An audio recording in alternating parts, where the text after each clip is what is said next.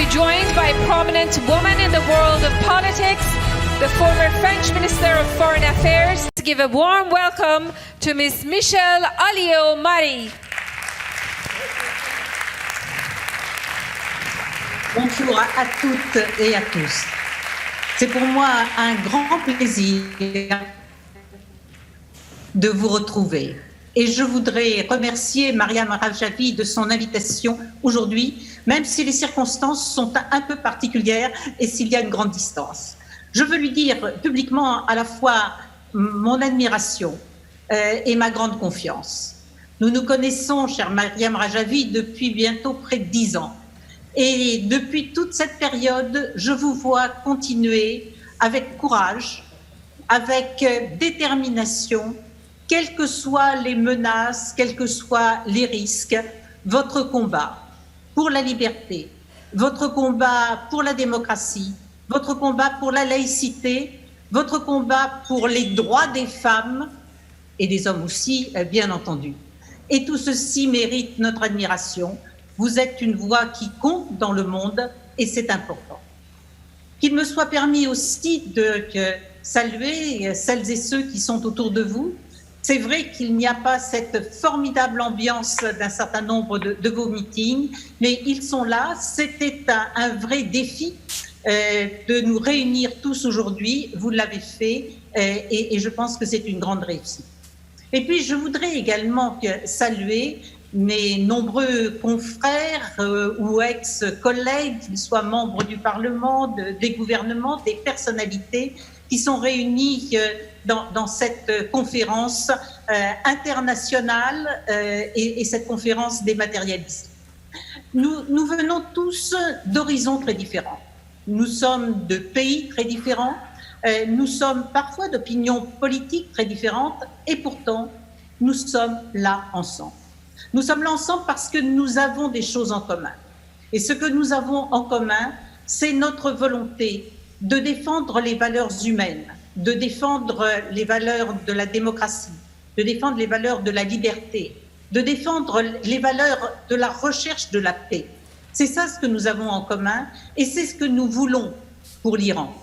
Nous voulons que les Iraniennes et les Iraniens puissent, comme nous, dans nos différents pays, bénéficier de cette liberté de penser, de cette liberté d'exercer sa religion ou de ne pas avoir de religion, d'exercer, lorsqu'elle est une femme, tous les postes qui peuvent lui permettre de montrer ses capacités et de servir son pays. Oui, nous sommes là pour dire que nous aimons l'Iran, cette grande et belle nation qui a une histoire millénaire, qui a beaucoup à apporter au monde entier et dont nous regrettons aujourd'hui qu'elle ne puisse pas bénéficier, que chacun de ses habitants ne puisse pas bénéficier de ce que nous avons, nous, c'est-à-dire la liberté, c'est-à-dire la démocratie, c'est-à-dire la possibilité de nous exprimer librement. Et puis, nous voulons dire aussi notre préoccupation. Notre préoccupation parce que nous vivons dans un monde extrêmement dangereux et qu'au lieu d'être un facteur qui contribue à la recherche de la paix, l'Iran, à travers sa recherche nucléaire, à travers un certain nombre d'actes dans différents pays, et je pense au Yémen, dont l'ancien ministre des Affaires étrangères était là tout à l'heure, l'Iran ne joue pas ce rôle. Et je dois dire que quand aujourd'hui nous voyons que la justice belge met en cause un diplomate iranien pour des faits qui peuvent relever du terrorisme, c'est une vraie préoccupation pour l'ensemble de nous et c'est aussi pourquoi il est temps effectivement de dire notre condamnation de ce qui se passe et d'appeler au réveil de tous les Iraniens et de toutes les Iraniennes pour retrouver ces valeurs qui font la richesse de l'humanité et qui font la grandeur d'un pays. Alors, ce n'est pas à nous, effectivement, qui venons de différents pays, de dire nous allons choisir le gouvernement. Non, c'est à vous, c'est aux Iraniens de le faire. Mais nous, nous disons simplement, voilà ce que nous vivons, voilà ce que nous regrettons, parce que nous aimerions que l'Iran, en rejoignant les valeurs que nous portons tous à travers nos diversités, eh bien que l'Iran puisse jouer totalement son rôle. C'est pour ça que nous sommes là tous ensemble. Mais moi, je suis là aussi pour une autre chose.